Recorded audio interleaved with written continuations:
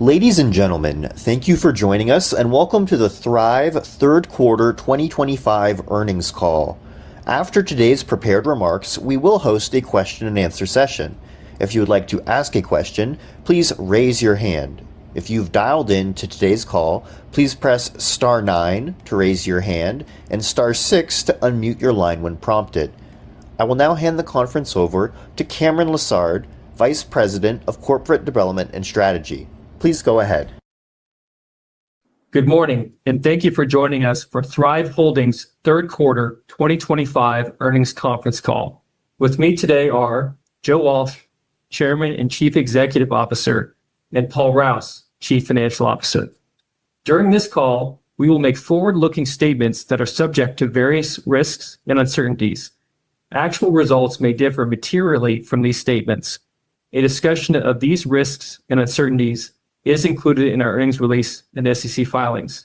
Today's presentation will also include non-GAAP financial measures, which should be considered in addition to, but not as a substitute for, our GAAP results. Reconciliations of these measures can be found in our earnings release. As a reminder, on this call, SaaS revenue reflects the combined performance of Thryv and Keap. We will only specify Keap's performance when discussing its revenue contribution for the quarter and fiscal year. With that, I'll turn the call over to Joe Walsh, Chairman and CEO. Joe? Thank you, Cameron, and good morning, everyone. I'd like to give you an update on our business transformation, some of the progress that we're making, and then Paul will take you through this quarter's numbers after that. First thing I want to do is update you on our Grow Conference. 2 weeks ago, we had out in Arizona a small business growth conference. It was broken into two pieces. The first couple of days were a partner conference. A lot of the partners that both Keap and Thryv have, which is really now one partner community. And I have to tell you, when we first met them a year ago, they were a little bit angry. They were saying, we've not been invested in enough by the prior ownership of Keap. We feel like you owe us certain deliverables. And so I must say our partner results this year have been okay, but they've not been the kind of big lift that we were looking for. And so we worked really hard with these partners to figure out what kind of updates they need, what kind of partner portal they need, what kind of REST API updates, what kind of product improvements, and which things really mattered. And we've delivered a lot for them. And so this partner update was like Christmas, us delivering on the value that they were looking for. And so I have better expectations as we go into 26. I think these partners are pretty impressed at the pace at which we are delivering and innovating the software. So that was great. And the second part of the conference was small businesses. Hundreds of small businesses came in. Obviously, some existing customers came to learn more about how to use the tools, but I was surprised at how many prospective customers came. Customers that in some cases are on some other tool or aren't on any tool, who came to learn more about how to market their business. And we presented to them a really simple growth model of market, sell, and grow, and showed them how particularly Marketing Center can give them the foundation for growth. Marketing Center is our fastest selling product.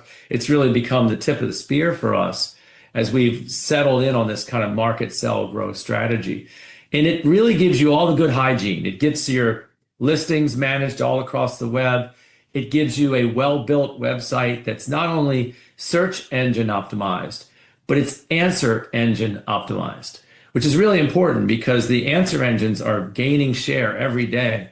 So we've built the knowledge graph on these sites, and we're continually tweaking the sites to make sure that they're really answer engine friendly and bringing you up high on those results. And so that's been really big as well.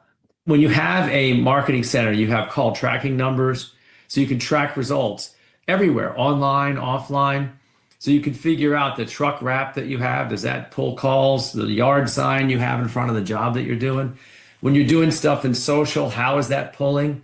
And you can even look at one social, personality versus another and what's pulling the best. If you're running search campaigns, you can track everything. And what we're finding is a lot of people are using Marketing Center, even if they're using someone else's CRM, that they might be on one of our sort of competitor CRMs, but then using Marketing Center in order to manage their marketing because it's the best thing available in the market. So we're pretty excited about the progress we're making there. The Grow conference was really a confirmation that these small businesses want to get their marketing right. They really want to find a way to be found and consistently measure what's working. So we're excited about that.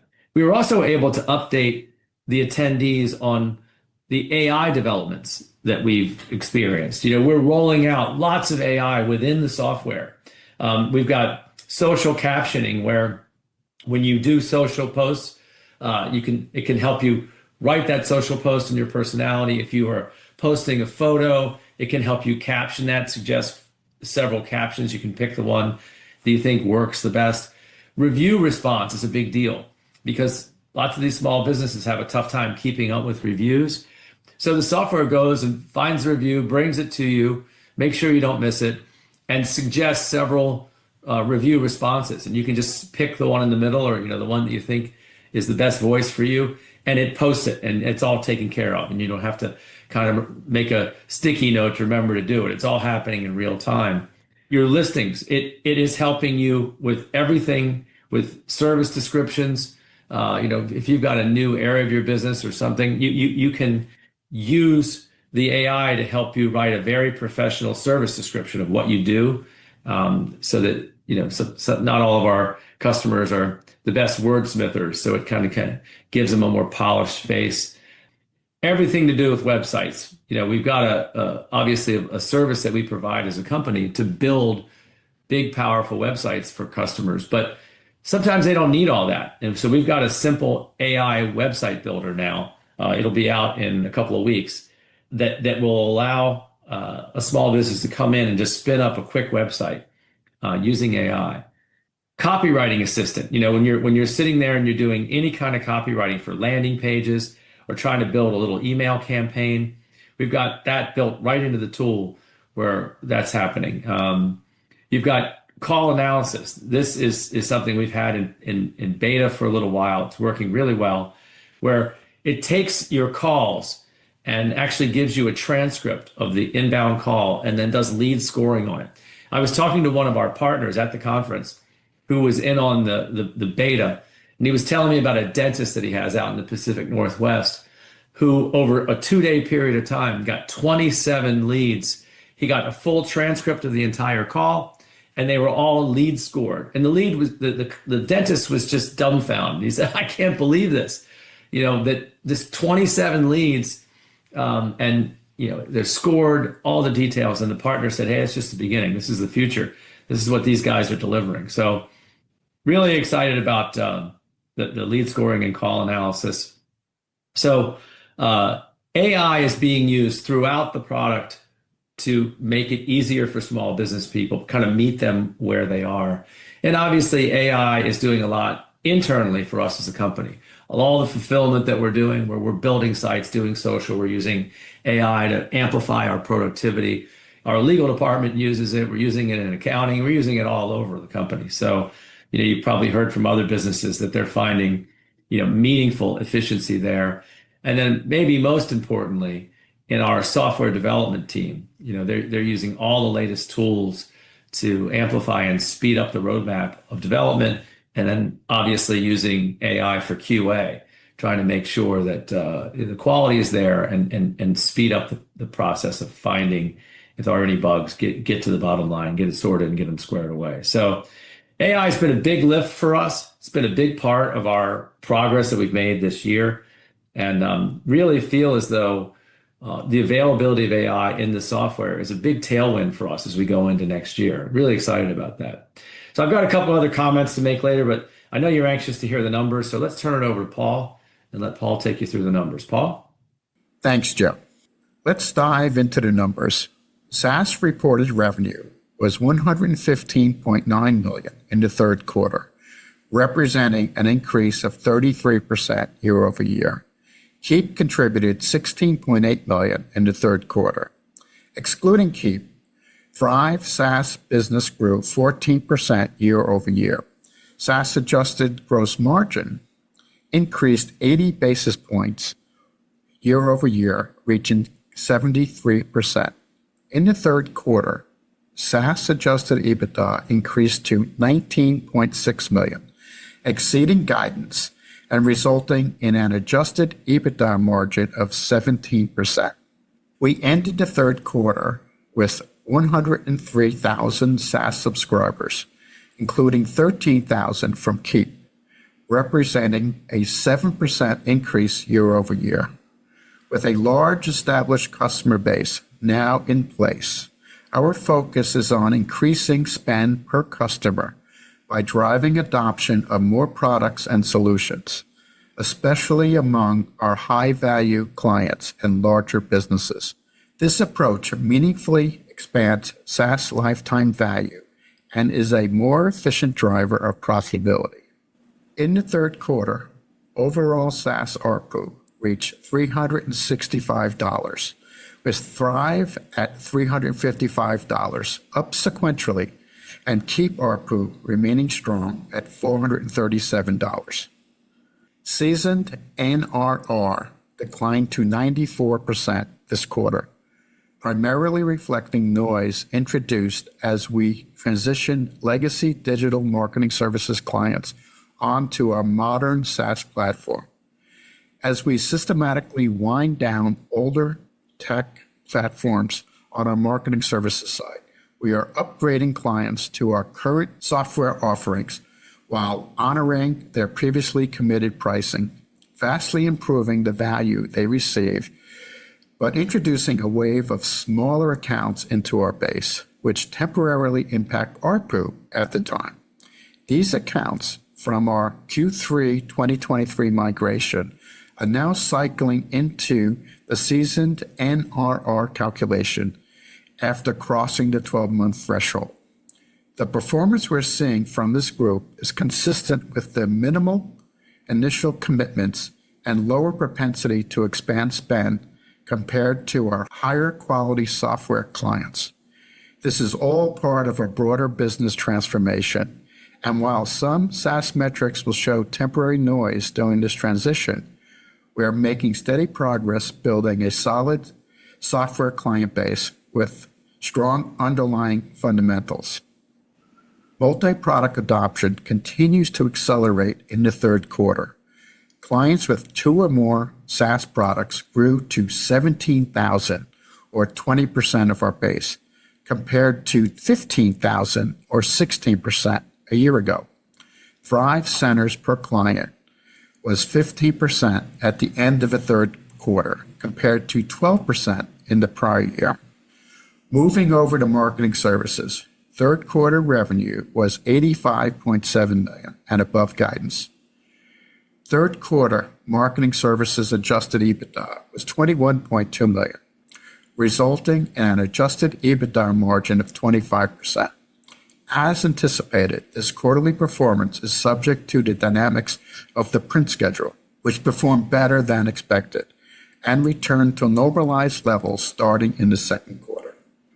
Third quarter marketing services billings totaled $70.6 million, down 33% year over year, reflecting the intentional shift in our strategy. As we continue to initiate upgrades of the legacy digital marketing services products for clients to our SaaS platform, the decline will persist, but at a managed pace. We remain on track to exit marketing services by 2028, with cash flows lasting through 2030, ensuring strong liquidity as we fully transform to a pure-play software business.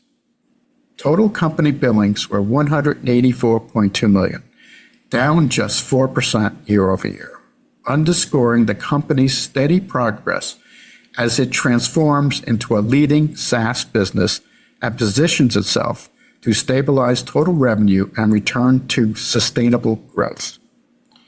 In the third quarter, we generated free cash flow of $14.6 million, which brings the year-to-date free cash flow to $18.8 million.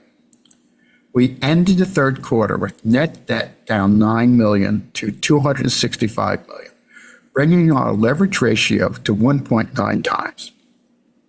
Turning to our outlook for 2025, for the fourth quarter, we expect SaaS revenue in the range of $118 million to $121 million. For the full year, we are updating our SaaS revenue to a range of $460 million to $463 million. For the fourth quarter, we expect SaaS adjusted EBITDA in the range of $19.2 million to $21.2 million. For the full year, we are raising SaaS adjusted EBITDA guidance to a range of $73 million to $75 million. For the full year, we expect marketing services revenue in the range of $323 million to $325 million. For the full year, we are updating marketing services adjusted EBITDA guidance to a range of $76 million to $78 million. Now, back to Joe. Thanks, Paul. I'd like to talk a little bit about our vertical initiative. We talked earlier this year about our HVAC vertical. We had taken the Keep automation tools and Thryv Marketing Center and kind of packed them together and created these really interesting vertical applications. The first one that we applied was to HVAC. And, I was recently talking to the pilot or pioneer customer on that. And they have been really pleased. They've gotten a very strong response from what we put in place. And I just want to give you some sense of the statistics that they've given us. They've had around a 10% lift in jobs booked, a 25% increase in total revenue. They're generating 50 plus qualified leads every month. And they're seeing an increase in repeat business, about 12% increase in repeat business, because the automations have automated reminders that are reaching out and tickling their customers and saying, hey, what about this? What about that? And it's stimulating business out of their base. They also had felt as though they weren't as good at social media as they'd like to be. That you could put almost any small business in that category. And they've seen a 45% boost in engagement in their social tools and what they're doing with social. So they are really happy campers. We've had very strong sales within our HVAC vertical, and we're now about to roll out a broader home services vertical that gets at more of the home improvement type broader categories. And we've got a bunch queued up behind that. So the model that we used, where we use the automations, customize them around the vertical, is, I think, a terrific model. I want to say one other thing, just for those of you that are thinking about how we fit in the market and our competition and all that. This customer I've just described in detail, how happy they are with Marketing Center, they are a Service Titan customer. This is a very big HVAC company with tons and tons of trucks on the road. And they are a Service Titan customer. Service Titan tracks the Freon and the wing nuts and where the trucks are. And we handle the marketing. And that paradigm, I think, is increasingly building, where people are using some, really deep vertical CRM and then using our tool for the marketing. And, we do have a CRM. Our CRM is more a horizontal. We haven't, done as much deep down in the verticals. So when you get to a larger, more sophisticated business, they often are using one of these, in-industry CRMs. And that's fine with us. We're agnostic about that. Our Marketing Center fits perfectly in with that. And we've got a lot of integrations, and we're adding more all the time. So I want to just say that one of the pieces of this transformation journey that's happening, as our software platform is building out now and becoming more complete, we're beginning to move up market. Now, you might say, well, Joe, your ARPU has been bouncing around. It has bounced around because we've been converting legacy marketing services people off of platforms. In some cases, they came in at pretty low billing numbers because we were looking to just shut down a platform, and we allowed them to come over, and we kind of grandfathered in their preferable rate that they'd had in the past. But in terms of what we're selling, we're moving from that 4,000 to 8,000 at a very rapid clip. Our U.S. field sales force is selling up in the $6,000 range with the run rate sales that they're making every day. And as we build products, as we're focusing our marketing initiatives, it's all moving up market. And so up market has been a big deal. And one of the things we've been looking at lately to try to help investors understand that is we've been looking at the $400 and up a month segment, which is growing steadily and strongly and has grown very predictably. And these customers have very good retention metrics. We make good margins on those customers.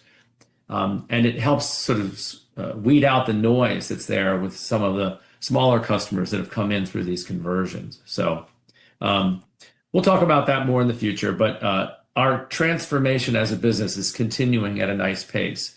And as my last comment here, I want to mention Sean Wechter, our new Chief Technology Officer. I think his middle name could potentially be AI. He is all AI all the time. And we're really excited about what we think we can do with Sean in the year ahead to really up level even further our integration of AI and our pace of throughput through our engineering team. So really excited to welcome Sean to the company, and I'll stop there and turn it over to questions. Operator? Thank you. We will now begin the question and answer session. Please limit yourself to one question and one follow-up. If you would like to ask a question, please raise your hand now. Please stand by while we compile the Q&A roster.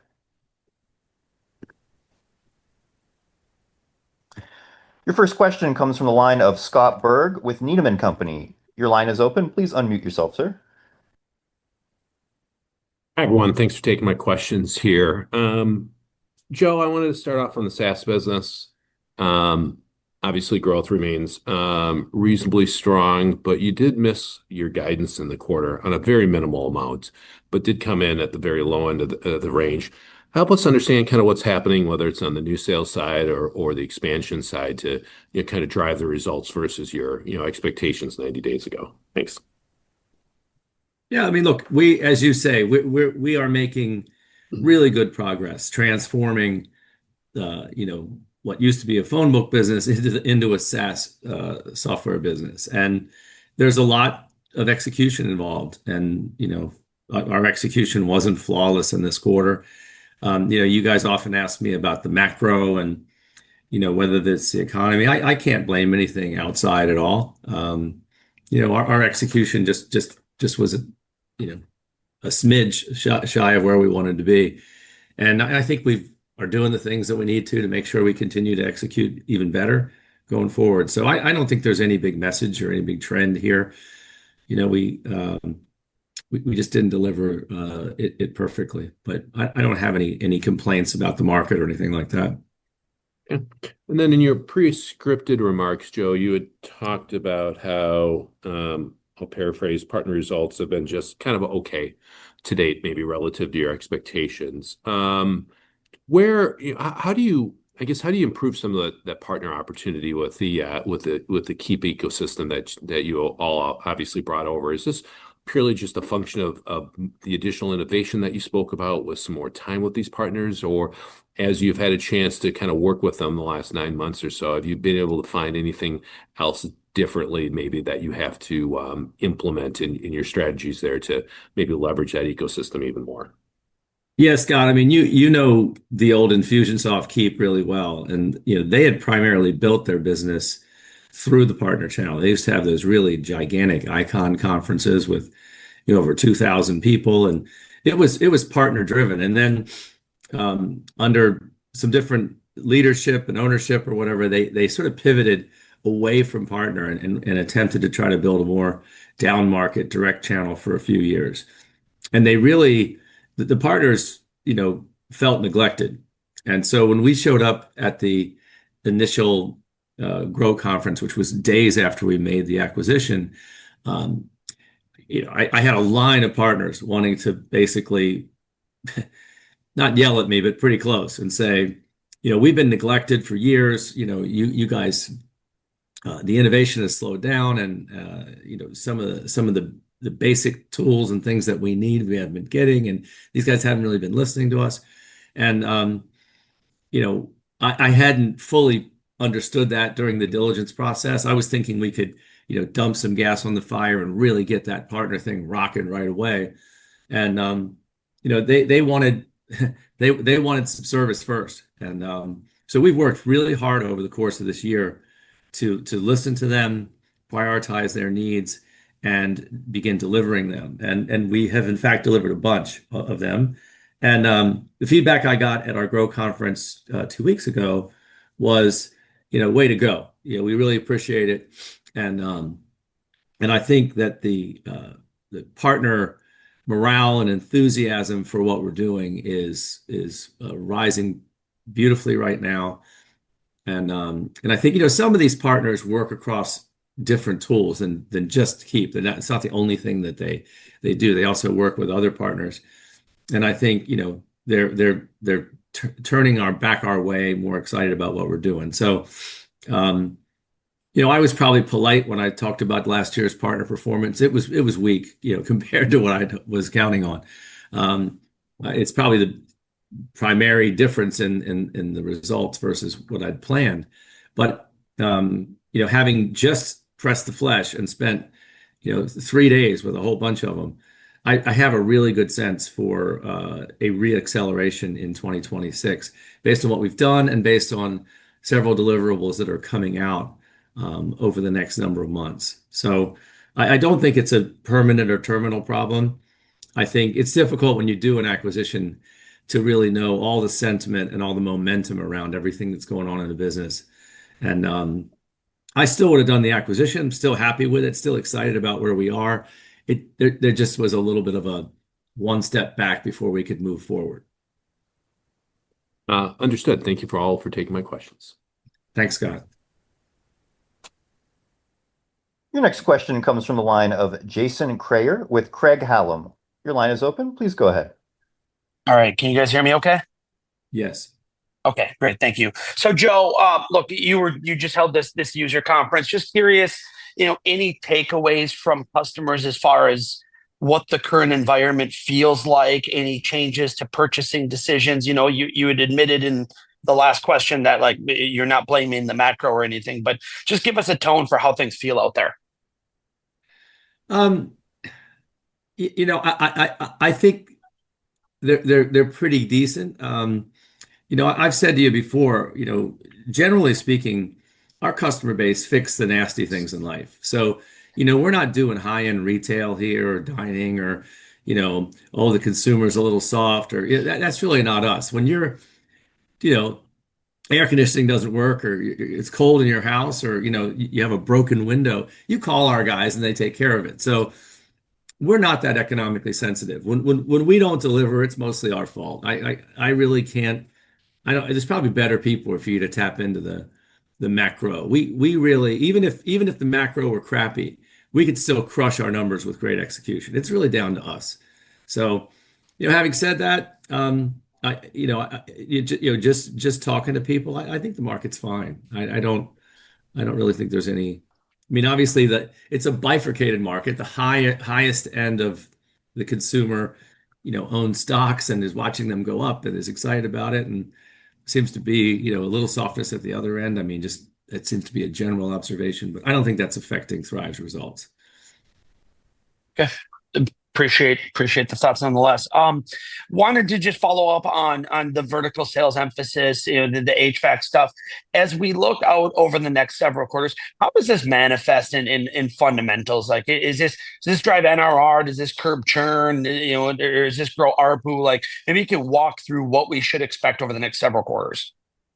Yeah, I think it will certainly be gradual. We got a pretty big company with a pretty big customer base, so we can't just it isn't going to instantly be all vertical all the time. But Jason, the thing that we're trying to do is move from $4,000 a year per customer to $8,000.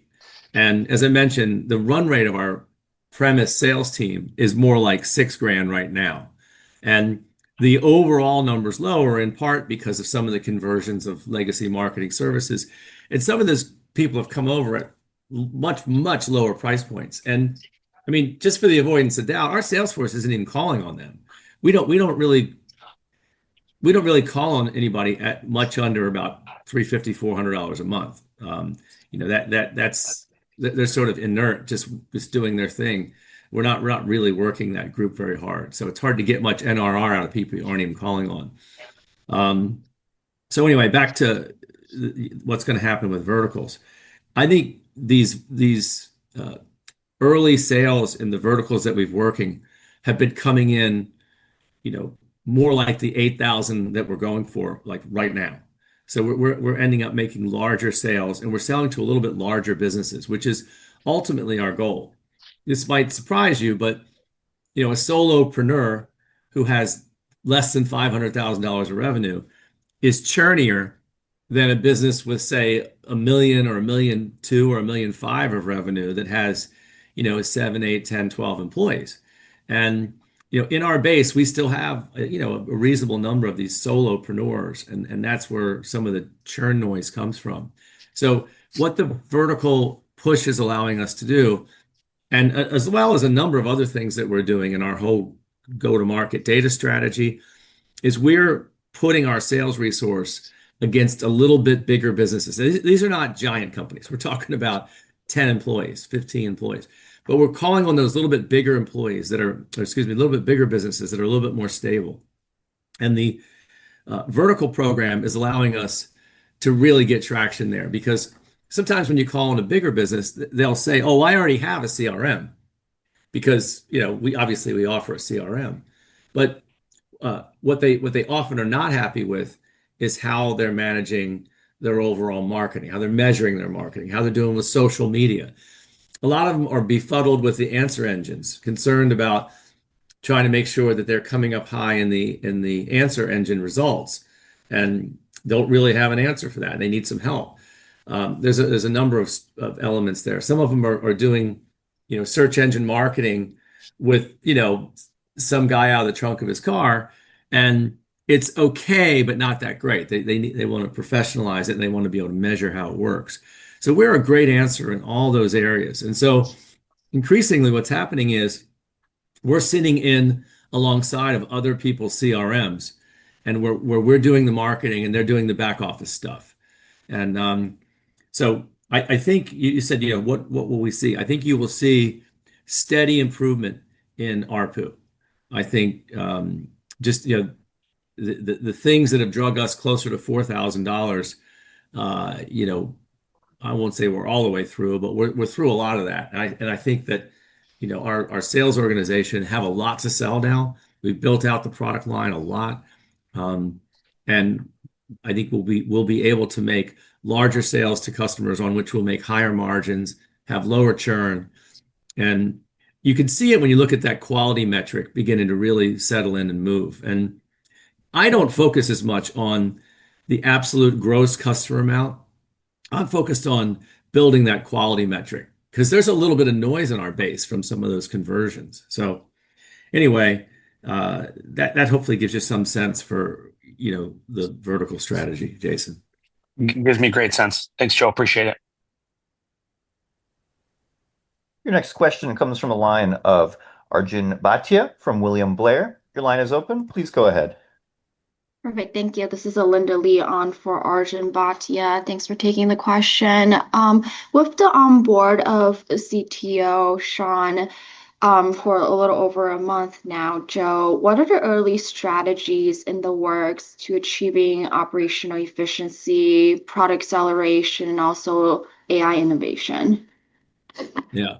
The AI. I mean, Sean, Sean's AI, all AI all the time, and the guys he's bringing in are all AI all the time too. And not that our team wasn't. We were doing a really good job with AI, but he's taken it to another level. I mean, he's focused on it, and I think really inspecting what we expect, making sure they have at the ready all the tools that they want, that they're using them, looking at how they're using them. And so I expect the output of that to be, as we span across 2026, the pace of development against our product roadmap, I think, will quicken. It's been quickening already. We're doing a good job, but I think you're going to see it go faster. And I'm excited about that, because there are a bunch of things these larger customers we're working with are looking for, that I think we'll be able to deliver quicker with this thinking and this approach that he's bringing. The second thing I'd say about Sean is his recent background with Boomi, it was all about, integrations and making software work together. And as you move up market, as we are now doing, you must be able to work and play well with others. You've got to be able to have interoperability because, a going concern, even one with 12 or 15 employees that has some workflows, doesn't want to change them all in order to embrace your tool, even if your tool is great. And so you've got to be able to dovetail with what they're doing. And as he's often, saying to me, Joe, this is a solved problem. It's something we can handle. Don't worry about it. And I just really appreciate that confidence there. And Sean is just an incredible leader, and he will lead our tech organization in a way that I think will create high morale. His sort of NPS scores, if you will, that he gets, his morale scores when he leads a team are exceptional. I think we'll just have a faster roadmap with a bunch of happy campers in our development teams.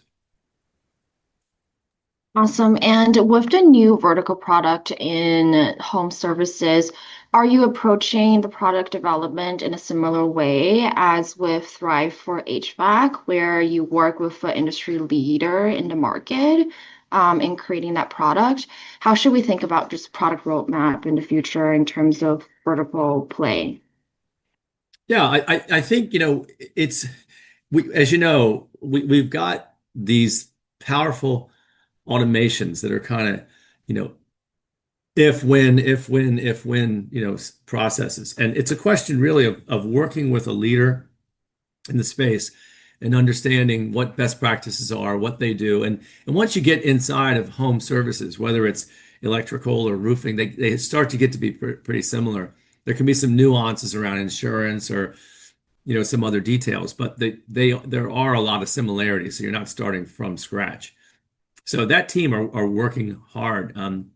I was talking to the leader of the team last night about the sales organization's ability to actually digest the pace that he thinks his team can run at and cranking these verticals out. So it's a chicken or egg problem. Initially, we needed the verticals, and now he's turning them out, and it has a roadmap to turn them out, maybe faster than we can train on them and absorb them. So we're thinking about how to manage that and how to deal with that. But yeah, so they just find a strong business and spend time with them and map it out. Awesome. Thank you. Thank you very much. Appreciate it. Your next question comes from the line of Zach Cummins with B. Riley Securities. Your line is open. Please go ahead. Thanks. Good morning. Appreciate you taking my questions. Joe, I wanted to start off just a little more focused on these answers-based engines.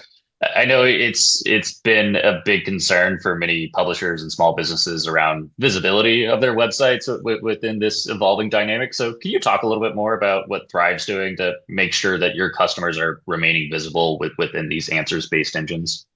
Oh, I'd love to. That's great. Yeah, we've spent a lot of time understanding what the answer, how the answer engines operate, what makes them bring back results, and so on. And I'm not today going to go through every detail of that with you, but all in all, we think it's a really good thing for us, Zach. It's a tailwind for us because remember, we have been competing with Google for years. If you go back, 20 years, we had, more traffic than Google did. We were the giant thing with yellowpages.com and Dex Knows and Superpages. And, we had these big sites and we still have these big sites and they still have a lot of traffic. But over time, Google spent a lot of time trying to compete with us and basically take away as many of those references as they could. And all of a sudden, with the answer engines, Google's just hammerlock on all things search is broken. And are they the majority? For sure, still the majority. But now these answer engines often go and they look at yellowpages.com or Dex Knows or Superpages or our similar sites in New Zealand or Australia. And they bring those authoritative answers back out of that content and not getting it from Google. And Google can't have any influence on what that search result is. So, we've got the really is a pioneer in the internet age sites of these online Yellow Pages directories with very authoritative, very detailed, very rich content about small businesses in Tupelo, Mississippi, or Rapid City, South Dakota, that never really embraced Google. And those answers are popping right up in these answer engines, which is awesome for us. It's allowing us to deliver more value than we might have without this. So that's good. And then secondly, remember, we build and host websites for people, some 54,000 or something like that at the moment, and more coming in every day. And we're really good at this. We understand how to create sort of a knowledge graph in a way that the answer engine is looking for it. And we understand how to do AEO, answer engine optimization, how to make sure that everything about the way we present a small business's information, both on their site and even offsite, if we're working with them in social or some of the other listings management areas that we care for customers in some of our add-ons, and we can optimize them and help them do better. And that story I mentioned briefly about the partner who had the dentist, in addition to just, going with Thryv, he had also authorized doing some of these extra things. And that 27 leads overnight was like a shock for that guy. He was really excited about it because he basically turned the spigot on and let us do our thing. And the answer engines are a part of our thing now. So, I would say if you offered me a world where, I had the answer engines or not, I would take them all day and twice on Sunday. It's really been great for us. And I don't mind Google loosening their grip just a little bit on everything. Understood. And my one follow-up question is just around balancing ARPU expansion with looking for ways to continue to grow the customer base. Obviously, ARPU expansion has been the bigger driver here in recent quarters, and it looks like that's going to continue to be the case as you get more quality customers within that SaaS customer base. But can you just give us a sense of maybe when we hit that inflection point and we start to see stabilization in that gross customer count, and maybe you're getting a little more of a balanced contribution from both customer growth and ARPU expansion? Yeah, look, we have a bunch of very specific initiatives underway to build our business outside of the zoo. But if we were just to rush out there naked and try to do it, we would be just like any other software company, and we'd be dealing with cost of acquisition that didn't play well with the lifetime value, and so we've had a real almost unfair advantage by having this gigantic customer base of people that like us, who take our phone call, who talk to us, and we're leveraging. And so let me answer your question this way. If we started, let's just say we didn't add any customers, we just replaced churned customers and just hung out where we are, we could still take this business from, the whatever it is, a little less than 500 million revenue we're running at right now, to 800 or 900 million revenue just by doing what we've talked about, growing the ARPU in the base. So you're going to see us grow very strongly and do a very good job even before we add anything. And then in terms of adding, we're obviously managing the economics of the adding, making sure that the model of our cost of acquisition to lifetime value is right. And when you make larger sales to a little bit larger businesses, that's all a lot easier. So we're working on processes internally to do that. But I would say, at the moment, we're not pushing really hard for really any sub growth in the next short period of time, the next few quarters. We're getting strong growth by making sure all those customers that we brought over are getting, visits, a lot of cases, in-person visits, or, in some cases could be online visits, via Zoom visits, but we're spending time with them, making sure they understand what they have and talking to them about their options to do more. And that's super productive for us right now. Our sales force is really happy because they're writing a lot of business doing that. So we don't have an emphasis on pushing that number up. I wouldn't be in your modeling, saying we're going to put huge gains in the short run on that base. I think over the long haul we will, But in the shorter run, right now, we're pretty focused on bedding down and engaging and growing the ones that we've brought over. Understood. Well, thanks for taking my questions. Thank you. Your next question comes from Matt Swanson with RBC. Your line is open. Please go ahead. Oh, great. Sorry. Great. Thank you guys for taking my questions. I really appreciate the quality SaaS client metrics, new disclosure, as you mentioned, reducing a lot of that noise. Can you just talk a little bit more, maybe as a follow-up to that last answer, of the trends you're seeing within that cohort, especially now that we've gotten to 77% of the client base? The assumption would be that that group is going to start to be, much more broadly reflected in the business results overall. So just kind of trends that you're seeing in that group relative to, the overall business. I'd love to. And I really, Matt, I appreciate the question because it's really at the heart of this. I think sometimes people look at our business and they have a hard time really perceiving it because it's in transformation, and you see the top line revenue bouncing around based on the pub schedule, within the print business as it runs off.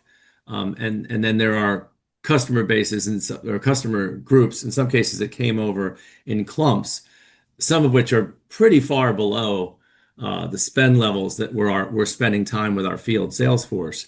And so it creates noise in the numbers, and you're like, okay, what's the pattern here?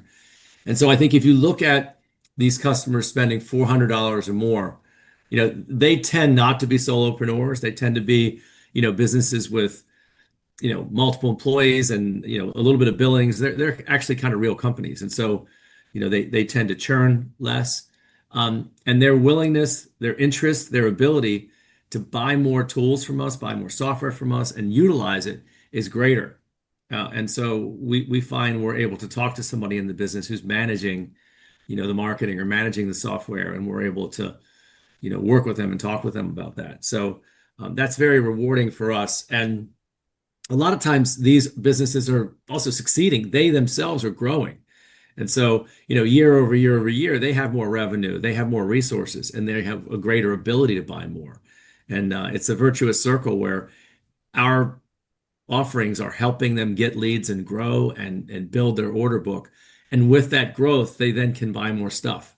And they start getting more and more employees, then they can put them on Workforce Center and all these other kind of virtuous circle things. So that's pretty much what we talk about every day in the company, and what we're working on is these customers that we're actually able to spend time with and work. And we have kind of a little bit of a sort of a unwritten rule, but we're trying to service those very tiny customers through online channels and chat and so on, and really not spend as much time with them because it's obviously our time is super expensive. So we're spending time with the larger businesses where we think there's upside to grow. So I think you will see over the coming quarters that quality metric is what we've accomplished. And you're going to see that thing steadily building. And they're buying multi-product, their spend levels are good, their churn levels are fairly low, and I think you'll see us building on that. And that's really the core of what we've established here through this process. That's really helpful. And then I just wanted to kind of combine two comments that we made earlier in the call. At one point, we were talking about there's some regions that, in the SMB space never like fully adopted things like Google. And now we're rolling out, AI and optimized search. And I was curious about, first you develop the products, but then also how do you go to market with some of this, brand new cutting edge technology, the businesses that might be a couple generations behind technology wise, and really like letting them know or like perceive kind of what the value to them is going to be from this. We were just talking about this yesterday. You don't go around, walk in there talking about, automations and AI and, blowing their mind. You make it pretty simple. And, you talk to them about their ads and listings in the directories, making sure they're right, making sure their listings are correct all across the web, making sure they have a good hygiene, basic website and a good foundation. You keep it all pretty basic and straightforward. But like that ad in the old days for the tomato sauce ragu, it's in there. They used to say it's in there. If they have questions about any of these latest things, you can explain it's in there. I mean, AI is right in there, and it's available. But we don't lead with that. You can intimidate a customer really quickly with a bunch of acronyms and throwing around all kinds of fancy terms. So we try to build it up off of a foundation, and Marketing Center is an amazing foundation. Um, you know, for a century, people have been saying, I, I know a lot of my advertising is wasted. I don't know what it is. And within Marketing Center, you can tell exactly what works.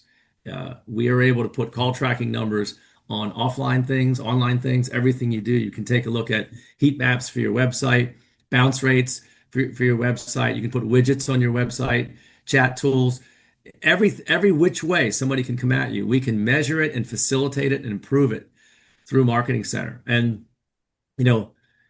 for a lot of people, the money they spend on outreach to try to make the phone ring and bring in more leads is near and dear to them. And the promise of having a way to optimize it and measure it and then tie it back to their order book, even for somebody, in Rapid City, South Dakota, that's something that's an exciting prospect. And we just try to keep it, keep the jargon out of it. And remember, we've got a guy that's been in Rapid City, South Dakota for 140 years. Maybe not that exact guy, but as a company we have. We started in 1886. So we have that relationship. We're there. We're already working with them. And those flyover places, we do really, really well in those flyover places.